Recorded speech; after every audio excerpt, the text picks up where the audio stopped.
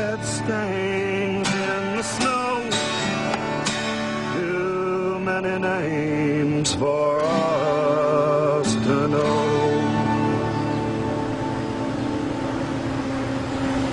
What happened up there happened to a lot of people. It wasn't just you. And I can't tell you what an honor it is for me to meet you and to be able to play my song for you. I have touched a lot of people with this song, and I am truly sorry about what happened to your family.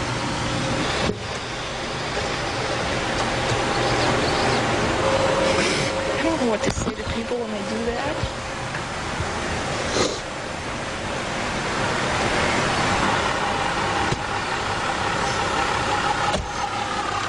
This is the very last copy I have of this, and I'd like you to have it.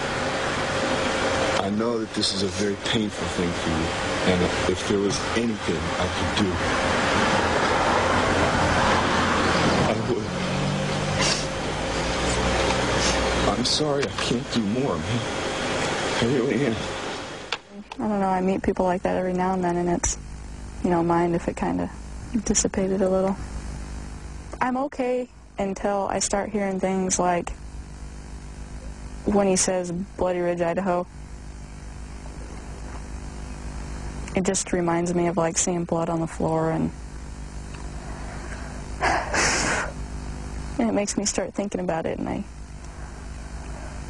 Vicki Weaver was butchered like a buffalo, standing in the doorway of her own home, holding her baby and crying out to God to protect the rest of her family from the mad dogs that had already shot her son in the back from an ambush. With one bullet, Lon the Hitman Horiuchi brought Vietnam to America. As Vicki Weaver started talking about the One World Order, and they just gunned her down because they could. So where are we going, Randy? Where are we going? Waco, I think. And what are we going to do when we get there? Well, we're going to talk to folks. We must be almost there, right? I'll bet we are. We'll probably recognize a new church building. Randy has never before visited the ruins of the Branch Davidian Church at Mount Carmel in Waco. But for hundreds of thousands of Americans, maybe even millions of Americans, the Weaver Siege and the burning of David Koresh's church are forever linked. Proof of a government gone crazy, a new world order coming to kill anyone who does not bow down to them. All the memorial trees. See the little placards, little headstones? Little one Jones, age 1.5. Unbelievable.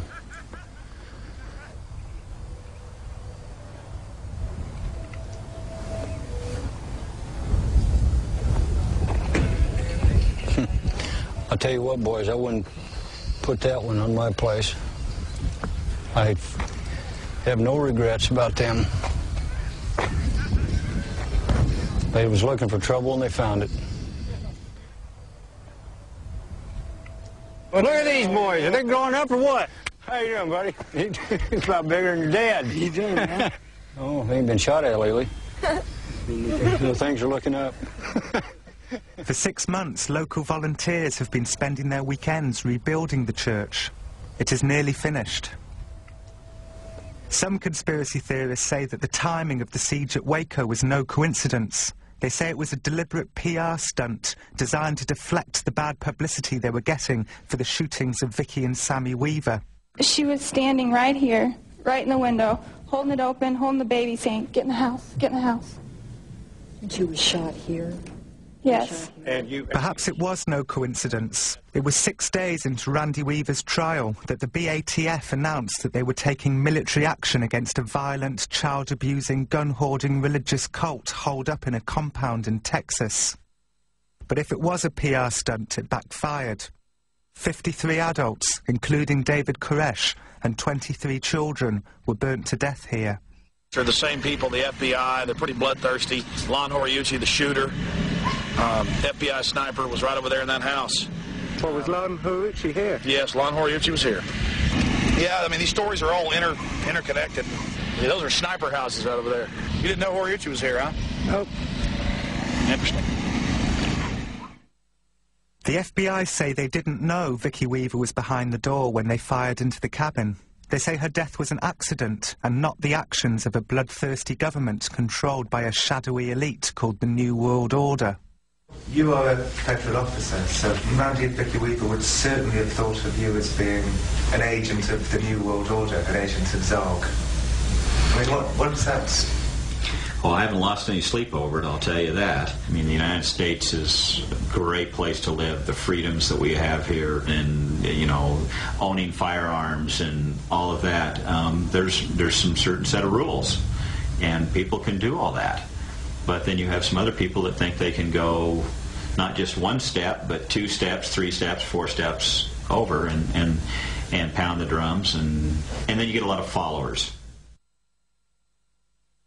Ooh, what a mess. What can you see? Like old material that Mom used to save. And some shoes. Lishba's baby chair. Broken pottery. My mom used to save all kinds of material and stuff for making blankets and clothes and... Rachel visits the remains of her cabin about twice a year. When she comes, she sometimes finds evidence of other visitors, pilgrims, who've been rummaging around their old belongings like archaeologists. Somebody's been up here on horses.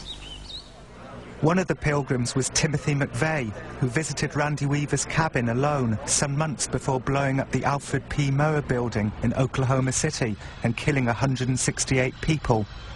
Timothy McVeigh considered the Murrah building to be local New World Order headquarters.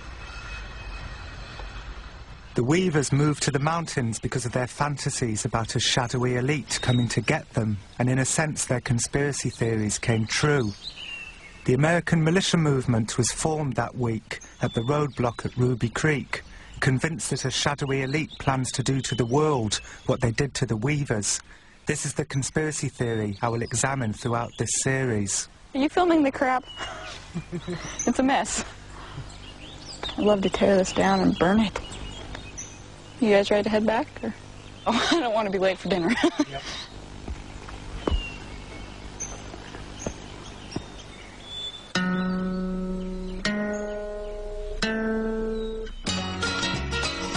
Counting flowers on the wall, that don't bother me at all. Playing solitaire till dawn with the deck of 51. Smoking cigarettes and watching Captain Kangaroo. Now don't tell me I've nothing to do.